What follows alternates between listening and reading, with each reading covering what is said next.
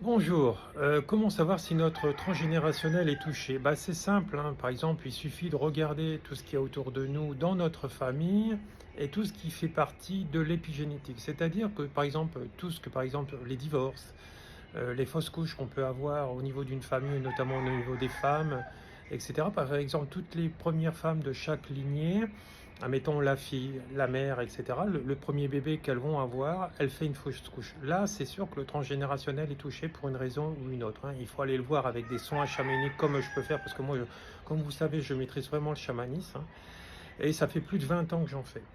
Donc voilà, donc ça, c'est vraiment du transgénérationnel. Alors il faut savoir que la science, il y a quelques années, elle avait mis donc l'ADN, 95% de l'ADN en ADN poubelle, hein. Après, elle s'est rendue compte de son erreur et après, elle a dit que bah, ces facteurs-là qui ne représentaient pas les maladies, c'était